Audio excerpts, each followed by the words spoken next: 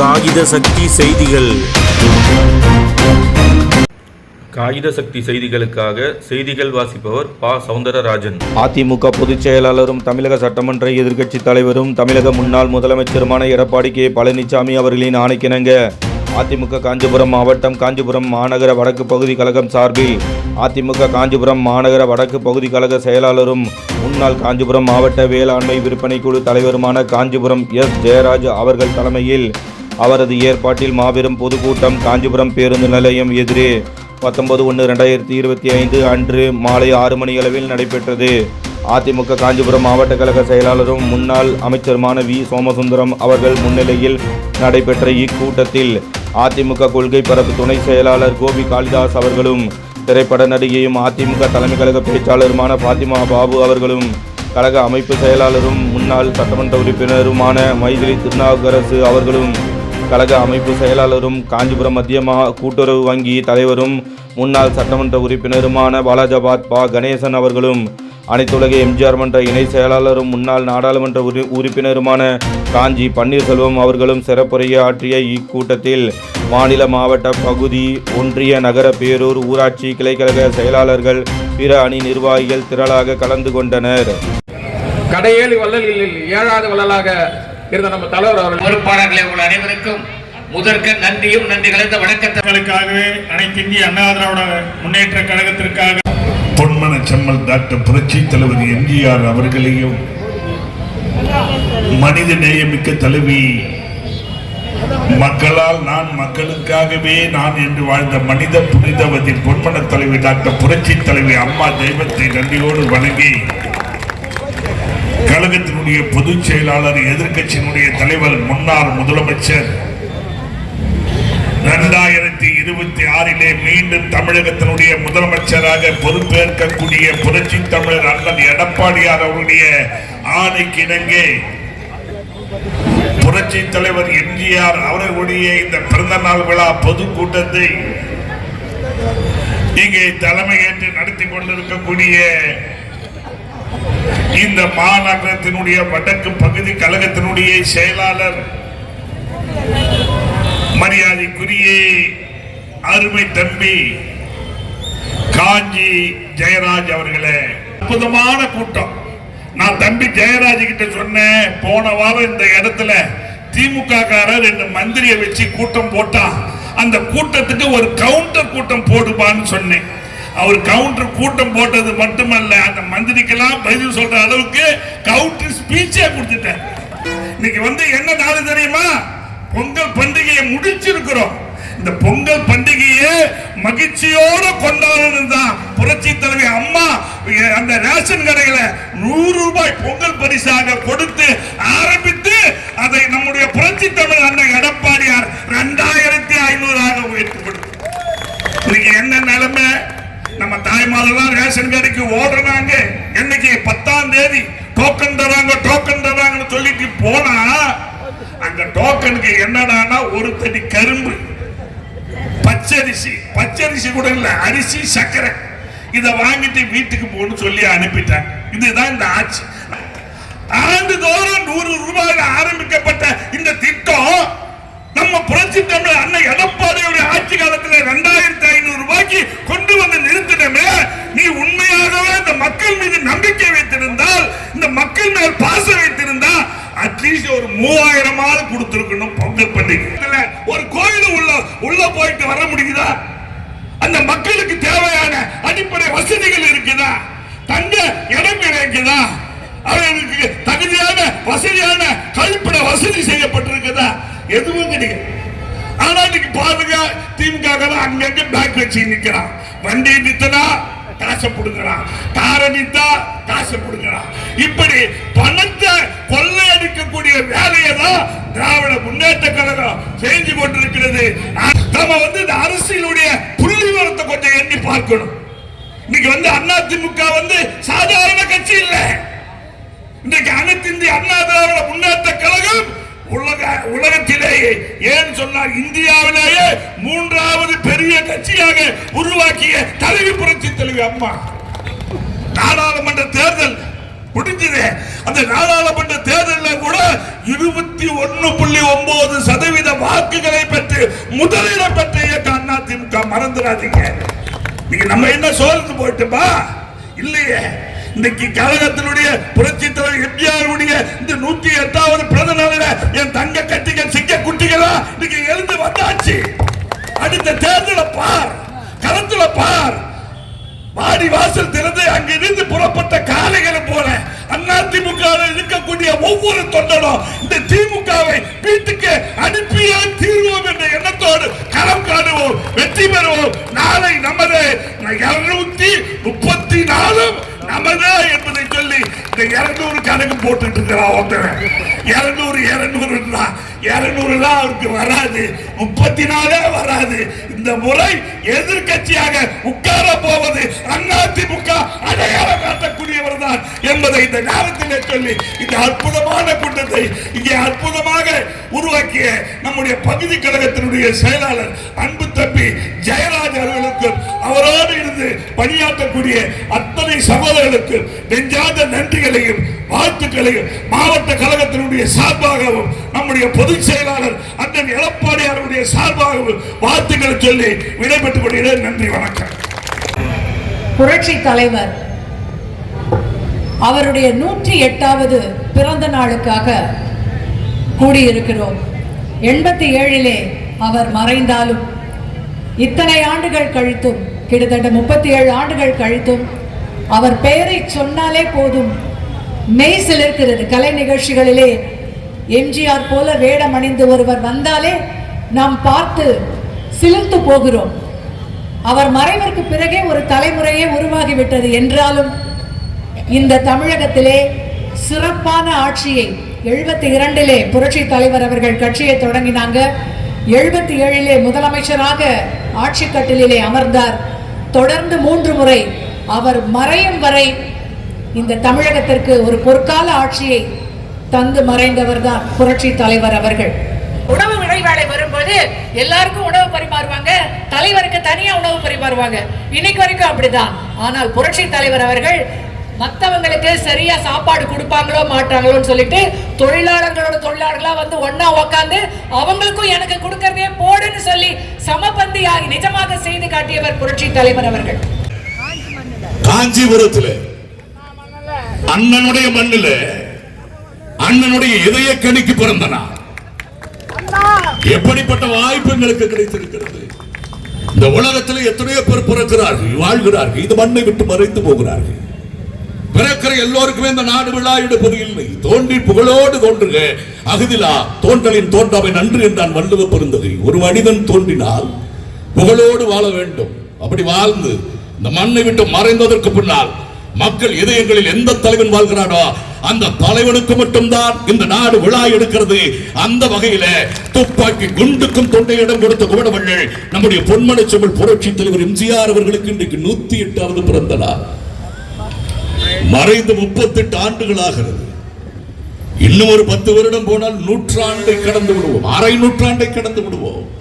இந்த மண்ணை விட்டு அந்த தலைவன் மறைந்ததற்கு பின்னால் இன்றைக்கும் கிராமங்களிலே அவர் படத்தை வைத்து மரத்திற்கடியில படத்தை வைத்து அலங்காரம் செய்து மலர்களை சூடி தேங்காயை உடைத்து வாழைப்பழத்தை வைத்து ஊதுவத்தை கொளுத்தி வைத்து அந்த மரத்திலே அரச மரத்திலே 2 ஆரடையும் கட்டி அச்சம் என்பது மடவையடா என்று இன்றைக்கும் ஒழித்துக் கொண்டிருக்கிறார். இன்றைக்கும் தலைவர் வாழ்கிறார். தலைவர் ஒரு முறை சொன்னார், என்னுடைய மரணத்திற்கும் பிறகும் மக்களுடைய இதயங்களில் நான் வாழ வேண்டும், அப்படி வாழ்ந்தால்தான் அது ஒரு வாழ்க்கை என்று சொன்னார். அதானே நடக்கு. அள்ளி கொடுத்த தலைவனுக்கு இன்றைக்கு பிறந்த நாள். புரட்சி தலைவர் என்று சொன்னாலே கொடுப்பார் என்பது தெரியும். தலைவரிடத்திலே ஒரு முறை கேட்டார்கள், ஒரு படத்திலே ஒரு வசனத்தை சொல்லுவார். கதாநாயகி கேட்பார் தலைவரை பார்த்து, இவ்வளவு அள்ளி கொடுக்கிறீர்களே, உங்களுக்கு எதுவும் வேண்டாமா, உடனே தந்து விடுகிறீர்களே. தலைவர் சிரித்துக் கொண்டே சொன்னார், நினைத்தவுடனே கொடுத்து விட வேண்டும், இல்லை என்றால் மனம் மாறிவிடும், அது மாறுவதற்குள் கொடுக்க வேண்டும் என்று சொன்னார். அந்த தலைவனுக்குத்தான் இன்றைக்கு பிறந்த நாள். யுத்த நிதி வேண்டும் என்று பிரதமர் நேரு கேட்டவுடனே அன்றைக்கு 75,000 ரூபாயை இந்தியாவிலே முதல் குரலாக கொடுத்த தலைவன் புரட்சி தலைவர் எம்ஜிஆர். அதனுடைய முதல் தவணையாக 25,000 ரூபாயை இன்றைக்கு தமிழ்நாட்டினுடைய முதலமைச்சர் பெருந்தலைவர் காமராஜரை சந்தித்து கொடுக்க வேண்டும் என்று நினைக்கிறார். ஆனால் காமராஜர் புகை வண்டியில் ஏறிவிட்டார். அடுத்த ஒரு நிகழ்ச்சிக்கு செல்லவிருக்கிறார் என்று தெரிந்தவுடனே அவர் வந்தவுடன் கொடுத்து விடலாம் என்று தலைவர் நினைக்கவில்லை. புகை வண்டி நிலையத்திற்கே ஓடி செல்கிறார். காமராஜரை பார்த்து இந்த ராமச்சந்திரனுடைய முதல் தவணை என்று சொல்லிக் கொடுத்தார். காமராஜரை பார்த்து ஒரு நிருபர் கேட்டார், விளம்பரத்திற்காகத்தான் எம்ஜிஆர் கொடுக்கிறாரா? காமராஜருக்கு கடுமையான கோபம். அறிவிருக்கான்னு முட்டா பையன் நீ கொடுத்துருவியான்னு, உழைச்சதை எம்ஜிஆர் கொடுத்தாருன்னு, பாராட்ட மனம் இல்லைன்னு மூடிட்டு போனேன்ட்டாரு. அந்த தலைவனுக்கு தானே இன்னைக்கு நம்ம பிறந்த நாள் விழா எடுக்கிறோம். சாதாரணமான தலைவரா? சத்யா ஸ்டுடியோவில் இருந்து வீட்டுக்கு செல்லுகிற ராமாவரத்திற்கு, அப்பொழுது அதனுடைய நிர்வாகி அங்கே இருக்கிறார் சத்யா ஸ்டுடியோவில். அந்த சத்யா ஸ்டுடியோனுடைய வாட்ச்மேன் பாதுகாவலர் மகேந்திர சிங் ஒரு இரவு நேரத்திலே தலைவர் ஸ்டுடியோவை விட்டு வெளியிலே வருகிற போது அந்த மகேந்திர சிங் சமையல் செய்து கொண்டிருக்கிறார். உடனே தலைவர் காரை நிறுத்தி கிளம்புவதற்கு முன்னால் அங்கிருந்த நிர்வாகி அழைத்து, மகேந்திர சிங் ஏன் இரவிலே சமைத்துக் கொண்டிருக்கிறார் கேட்கிறார். உடனே அவர் சொன்னார், காலையிலே 2 சாப்பாடு வாங்குகிறோம், மதியம் அதை நாங்கள் 2 பேரும் சாப்பிட்டு விடுகிறோம். மாலை 1 சாப்பாடு தான் வாங்க முடிகிறது, அதை நான் சாப்பிட்டு விடுகிறேன். ஆகவே மகேந்திர சிங் தனக்கான உணவை தயார் செய்து கொண்டிருக்கிறார் என்று சொன்னார். உடனே தலைவர் கேட்டார், இரவும் 2 சாப்பாடு வாங்கினால் இந்த ராமச்சந்திரன் ஏழையாகி விடுவானா என்று கேட்டார். உடனடியாக இரவும் 2 சாப்பாடு வாங்க வேண்டும் என்று உத்தரவை போடுகிறார். கொஞ்ச தூரம் வந்தவுடன் மறுபடியும் காரை நிறுத்துகிறார். மகேந்திர சிங்கினுடைய குடும்ப பின்னணியை தலைவர் அந்த இடத்திலேயே விசாரிக்கிறார். அவருக்கு 2 பிள்ளைகள், மனைவி நேபாளத்திலே குடியிருக்கிறார் என்று சொன்ன உடனே தலைவர் பார்த்தார், எவ்வளவு சம்பளம் இப்பொழுது வாங்குகிறார்? 150 ரூபாய். உடனே அந்த இடத்திலேயே வருகிற மாதம் முதல் 300 ரூபாயாக மாத சம்பளம் வழங்கப்படும் எழுதினார். மகேந்திர சிங் தலைவருடைய காலிலே விழுந்து கதறி எழுதார். எப்படிப்பட்ட தலைவர்! அதிமுக காரன் நெஞ்சை நிமிர்த்திக் கொள்ளலாம், என் தலைவர் எம்ஜிஆர். எந்த கட்சிக்காரன் சொல்ல முடியாதுல்ல. அற்புதமான தலைவருக்கு தான் இன்றைக்கு பிறந்த நாள் விலை எடுக்கிறோம். ஒரு செருப்பு தைக்கிற தொழிலாளி அவருடைய பிள்ளைக்கு திருமணம் வைத்து விட்டு பத்திரிகை அச்சடித்து விட்டு அந்த பத்திரிகை கொண்டு போய் ராமாவரம் தோட்டத்தில் முன்னால் இந்த பெட்டியில கொண்டு வந்து போட்டு விட்டு போய் விடுகிறார். தலைவருடைய உதவியாளர் மகாலிங்கம் அத்தனையும் எடுத்து படித்துக் கொண்டிருக்கிற போது ஓரத்தில் மஞ்சள் வைத்த ஒரு பாமர ஏழை செருப்பு தைக்கிற தொழிலாளியுடைய பத்திரிகை வருகிறது. அதை எடுத்து தலைவர் பார்க்கிறார். இந்த திருமணத்திற்கு நாம் செல்ல வேண்டும், குறித்து வைத்துக் கொள்ளுங்கள் என்று சொன்னார். தலைவர் வர வேண்டும் என்று அவர் பத்திரிகை வைக்கவில்லை, தலைவருக்கு தெரிய வேண்டும் என்று சொல்லித்தான் அந்த தொண்டன் பத்திரிகை வைக்கிறார். குறிப்பிட்ட நாளிலே தலைவர் செல்லுகிறார். ஒரு குறுகிய சந்தில் அந்த திருமணம் நடக்கிறது. தலைவருடைய கார் போவதற்கு முன்னாலே போலீஸ் வந்து அங்கு குதிக்கிறார்கள். அந்த செருப்பு தைக்கிற தொழிலாளிக்கு என்னவென்றே புரியவில்லை. நான் எந்த தவறும் செய்யவில்லையே, என் பிள்ளைக்கு கல்யாணம் வைத்திருக்கிறேன், இத்தனை போலீஸ் எதற்கு வந்தீர்கள்?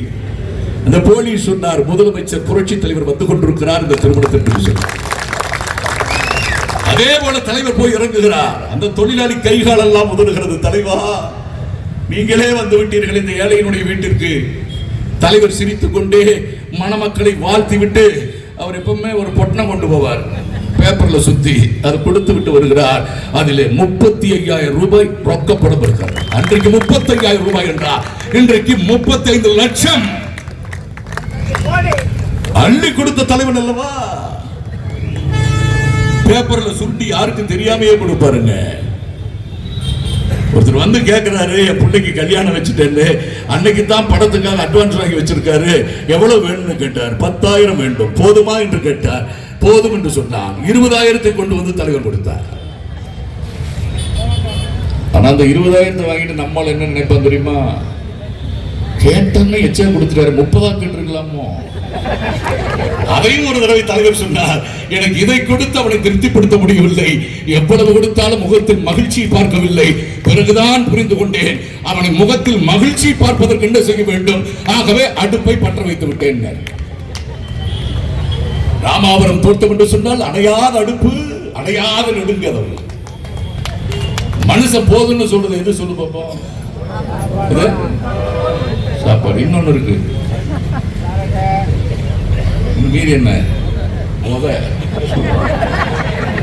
என்ன போடுன்னு போதும் போதும். சாப்பாட்டை போட்ட தலைவன், பசியை ஆற்றிய தலைவன் பொன்முடிச்செம்மல் புரட்சி தலைவர் எம்ஜிஆர். யார் போய் கேட்டால் முதலிலே சாப்பிட்டு விட்டு வா, பிறகு பேசலாம். எப்படிப்பட்ட தலைவர் புரட்சி தலைவர்! அண்ணா அமெரிக்காவிலே புற்றுநோய்க்கு சிகிச்சை பெற்று விட்டு சட்டமன்றத்தில் வந்து அமர்ந்திருக்கிறார். காங்கிரஸ் கட்சியினுடைய அன்றைக்கு இருந்த தலைவி அனந்தநாயகி எழுந்தது அண்ணாவை பார்த்து ஒரு கேள்வி கேட்கிறார். அண்ணா அவர்களே, புற்றுநோய்க்கு சிகிச்சை பெற்றுவிட்டு இன்றைக்கு நீங்கள் திரும்பி வந்திருக்கிறீர்கள். அந்த சிகிச்சைக்கான செலவு தொகையை கட்டியது யார்? உங்கள் சொந்த பணமா, கட்சி பணமா, அரசு பணமா? இதை கேட்ட உடனே அண்ணா சொன்னார், இந்த கேள்விக்கு நாளை சட்டமன்றத்தில் பதில் சொல்லுகிறேன் என்று சொன்னார். உடனே எல்லோரும் கிண்டலாக காங்கிரஸ்காரன் சிரித்தார். அடுத்த நாள் அண்ணா சட்டமன்றத்திற்கு வருகிறார். அனந்தநாயகி மீண்டும் அதே கேள்வியை கேட்கிறார். நேற்று நான் கேட்டேன், உங்கள் சிகிச்சைக்கு அமெரிக்காவில் செலுத்திய பணம் உங்கள் கட்சி பணமா, சொந்த பணமா, இல்லை அரசு பணமா? அண்ணா சிரித்துக் கொண்டே சொன்னார், அது என் சொந்த பணம் அல்ல, அவ்வளவு பணம் என்னிடத்தில் இல்லை. அது கட்சி பணமும் அல்ல, அது அரசு பணமும் அல்ல. அந்த செலவு தொகைக்கு செலுத்தியவர் யார் தெரியுமா? 1000 வாட்ஸ் பல்புகளுக்கு மத்தியிலே தன்னுடைய தேகத்தை கருக்கி உருக்கி சம்பாதித்த பணத்திலே 1,30,000 ரூபாய் என்று அந்த சிகிச்சை பணத்தை செலவழித்தவர் என் அன்பு தம்பி எம்ஜி ராமச்சந்திரன். இதை நான் நேற்று சொல்லாததற்கு காரணம், சபையில் என்னுடைய தம்பி அந்த அவையிலே இல்லை, இன்றுதான் இருக்கிறார். அவரை வைத்துக் கொண்டு சொல்ல வேண்டும் என்பதால் தான் இன்றைக்கு பதில் சொல்லுகிறேன் என்று சொன்னார். அது கொடுத்ததை தலைவரும் வெளியிலே சொல்லவில்லை. எப்படிப்பட்ட தலைவர், எப்படிப்பட்ட தலைவன்! அந்த தலைவருக்கு தான் இன்றைக்கு நாங்கள் பிறந்த நாள் எடுக்கிறோம் என்று சொன்னால், இன்றைக்கு எல்லா கட்சியிலுமே தலைவரை தானே கொண்டாடுகிறார்கள். புரட்சி தலைவரை சொல்லாமல் எந்த கட்சியால் தமிழ்நாட்டில் இனி ஓட்டு கேட்க முடியுமா? அந்த வரலாற்றை கொண்டு வந்த தலைவர் பொன்முடிச்செம்மல் புரட்சி தலைவர் எம்ஜிஆர். இன்னைக்கு என்ன நடக்குது? இன்னைக்கு என்ன நடந்துட்டு இருக்கு? எப்படி ஆள வேண்டும் என்பதை காட்டுவதற்கு ஒரு தலைவன் எம்ஜிஆர், எப்படி ஏழைகளை காப்பாற்ற வேண்டும் என்பதற்கு உதாரணத்தான ஆட்சி நடத்தியவர் புரட்சி தலைவி அம்மா, அதை எப்படி தொட்டு தொடர வேண்டும் என்பதை இந்த நாட்டுக்கு உணர்த்திய முதலமைச்சர் அண்ணன் எடப்பாடியா கேட்டாரு. அம்மா முதலமைச்சராக தேர்தலை சந்திக்கிற பொழுது இதே ஸ்டாலின் கேட்டாரு, சொன்னீங்களே செஞ்சீங்களா, சொன்னீங்களே செஞ்சீங்களா, சொன்னீங்களே செஞ்சீங்களா? நான் சொல்லுகிறேன், சொன்னதை நாங்கள் செய்தோம். அம்மா சொன்னா, இந்த தேர்தலில் நாங்கள் வெற்றி பெற்றால் 20 கிலோ அரிசி விலை இல்லாமல் தருவோம். அம்மா சொன்னா, வென்றார், வந்தார், தந்தார், மறைந்தார். எடப்பாடி வந்தார், தொடர்ந்து தந்தார். அம்மா சொன்னார், நான் மீண்டும் முதலமைச்சரானால் இன்னைக்கு தாலிக்கு தங்கம் 4 கிராம் தருகிறேன், நான் முதலமைச்சரானால் 8 கிராம் தங்கம் வழங்கப்படும். அம்மா சொன்னார், வென்றார், வந்தார், தந்தார், மறைந்தார். எடப்பாடியார் வந்தார், தொடர்ந்து தந்தார். ஏழை எளியவர்கள், விவசாய கூலி தொழிலாளிகள் பொருளாதாரத்தில் உயர்வடைய வேண்டும் என்பதற்காக அவர்களுக்கு கறவை மாடுகை, 4 வெள்ளாடுகள், இல்லை என்று செம்மறி ஆடுகை இந்த அரசு தரும். அம்மா சொன்னார், வென்றார், வந்தார், தந்தார், மறைந்தார். எடப்பாடியார் வந்தார், தொடர்ந்து தந்தார். பெண்களுக்கு திருமண உதவி தொகை 25,000, பட்டதாரி பெண்களா 50,000 ரூபாய் என் அரசு தரும். சொன்னார், வந்தார், தந்தார், மறைந்தார். எடப்பாடியார் வந்தார், தொடர்ந்து தந்தார். அத்துணைக்கு மேலாக முதலமைச்சரின் காப்பீட்டு திட்டம் என்ற ஒரு திட்டத்தை கொண்டு வந்து 5 லட்சம் ரூபாய் வழங்கப்படும். அம்மா சொன்னார், தந்தார், மறைந்தார். எடப்பாடியார் வந்தார், தொடர்ந்து தந்தார். இவன் வந்தான், அந்த திட்டமும் அத்தோடு நிறுத்தப்பட்டது. இட்லி 1 ரூபாயா, சாம்பார் சாதம் 5 ரூபாய், தயிர் சாதம் 3 ரூபாய். அம்மா உணவகம், கல்லுடைக்கிறவன், பாரவண்டி இழுக்கிறவன், ரிக்ஷா தொழிலாளி, ஆட்டோக்காரன் அம்மா உணவகத்திற்கு வருகிறார். 2 இட்லி, 1 சாம்பார் சாதம், தயிர் சாதம், 10 ரூபாய்க்கு அவனுடைய பிரச்சனை முடிந்து விடுகிறது. ஏழையின் சிரிப்புள் இறைவனை காணலாம். அண்ணா சொன்னார், 10 ரூபாய்க்கு உழைத்தவனுடைய வயிற்று பசியை போக்கி அவனை சிரிக்க வைத்து இறைவனை கண்ட ஒரே முதலமைச்சர் இதய தெய்வம் புரட்சி தலைவி அம்மா. தந்தார். எடப்பாடியார் வந்தார், தொடர்ந்து தந்தார். அம்மா உணவகத்தை மூடிவிட்டார். பாடுபடுகிறானே அவனுக்காக தந்த திட்டம். அதே கை வச்சுங்க, அம்மா உணவத்தை கை வச்சுங்க. பறக்கிற ஆகாய விமானத்திலே தொழிலதிபர் மடியில் தட்டி பார்க்கிற மடிக்கணினி, ஏழை குடிசையில் வாழ்கிற சுப்பன் வீட்டு மகன் குப்பனும் தட்டி பார்க்க வேண்டும் என்பதற்காக 15,000 கோடி ரூபாய் செலவில் லேப்டாப் வழங்கும் திட்டம். என் தாய் தந்தா, மறைந்தா, எடப்பாடியார் வந்தா, தொடர்ந்து லேப்டாப் கொடுத்தோம். ஏன்டா நிறுத்துறீங்க? திமுகவின் முதலமைச்சரை கேட்கிறோம், ஏன் இந்த திட்டத்தை நிறுத்துறீங்க?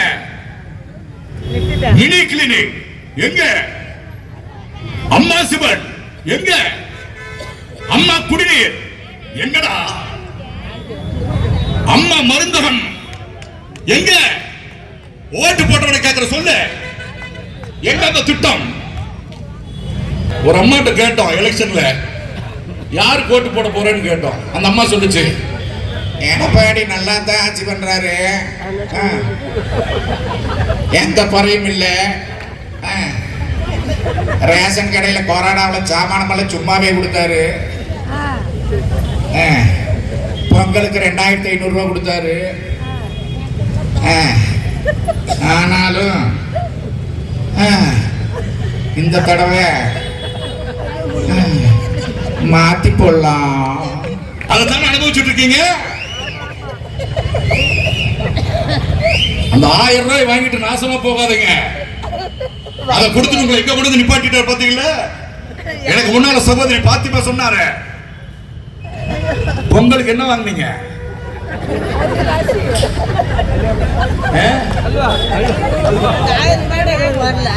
போன தடவை கரும்பு கொடுக்கல தெரியுமில்ல? புரட்சி தமிழர் எடப்பாடியார் சிலுவம்பாளையத்து சிங்கம் சொன்னா, கரும்பு இல்ல போராடுவோம் சொன்னதுக்கு அப்புறம் கரும்பு கொடுத்தான். அது விவசாயிகிட்ட எவ்வளவு வாங்கினான் தெரியுமா? அது விவசாயியே சொன்னான். கொள்முதல் விலை 14 ரூபாய், ஆனால் கணக்கு எழுதி வைத்தது 36 ரூபாய் ஒரு கரும்புக்கு. அம்மா 100 ரூபாய் கொடுத்தாங்க பொங்கலுக்கு. தாய் 8 அடி பாய்ந்தா, குட்டி 16 அடி பாயும்.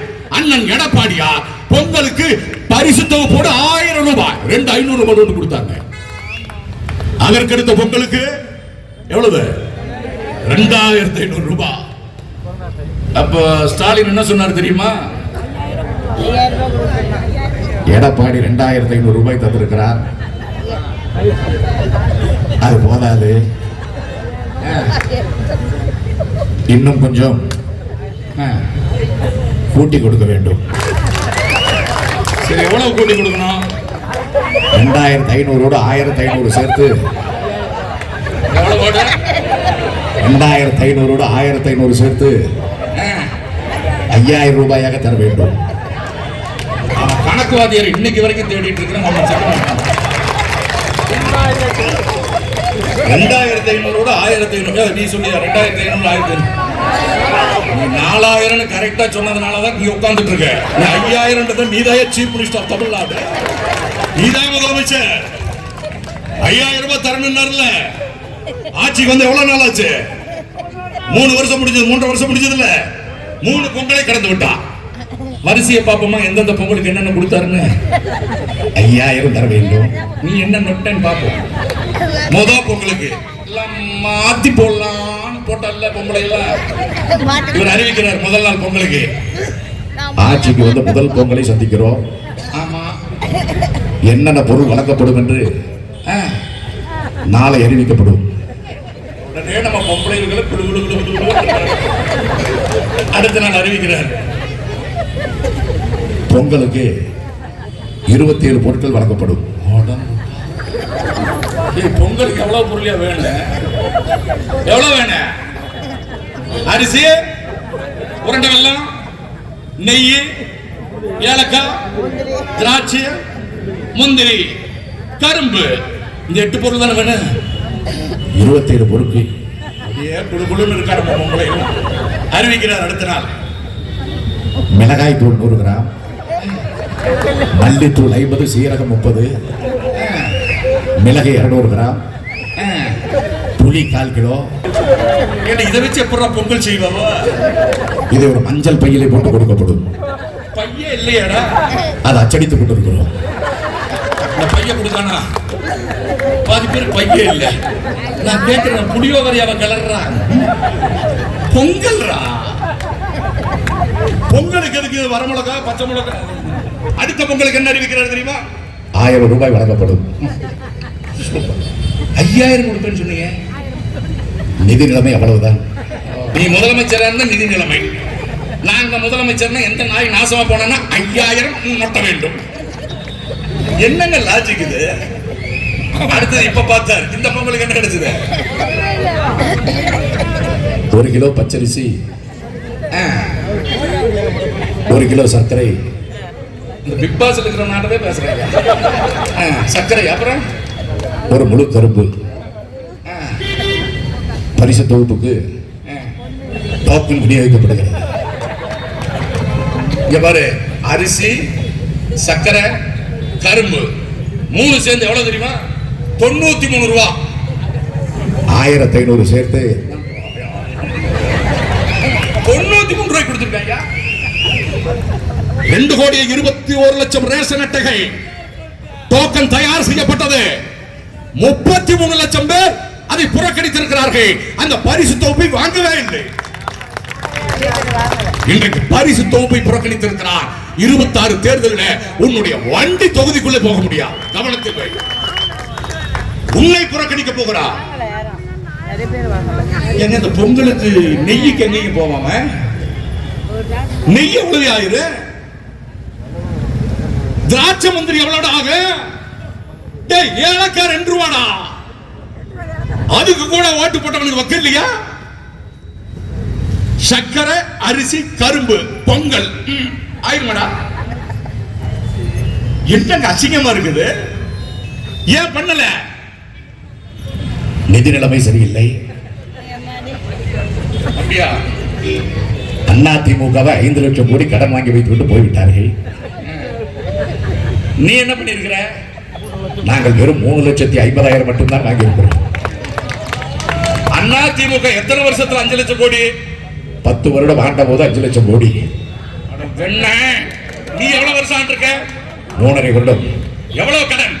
3.5 லட்சம் கோடி. அந்த பணத்தை வாங்கி இவனுக்கு பொங்கலுக்கு 2000 ரூபாய் கொடுக்கலாமே. என் அப்பனுக்கு பேனா வைக்க வேண்டாமா?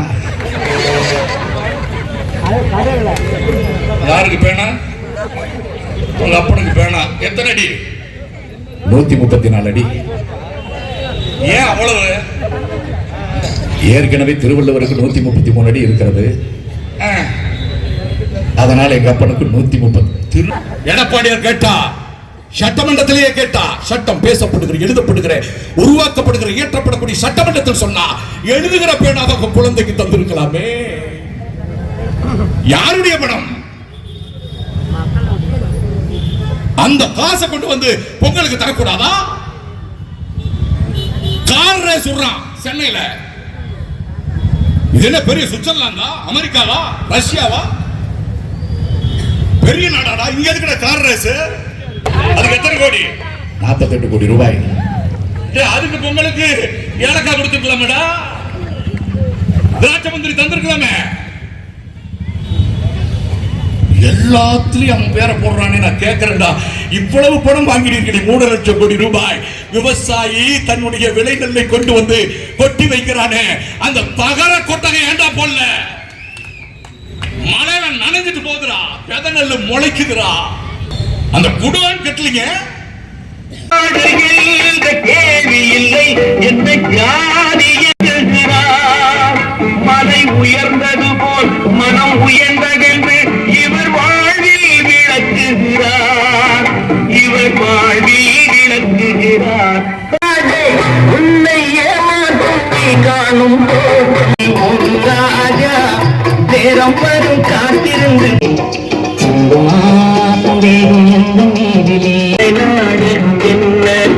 அந்த பாறைக்கு உழைக்கும் கருங்களே இந்த நாடு முழுதும் இப்படிப்பட்ட ஆசை அன்பு என் விஷயத்தில் நான் தென்றல் காற்று விவசாயி விவசாயி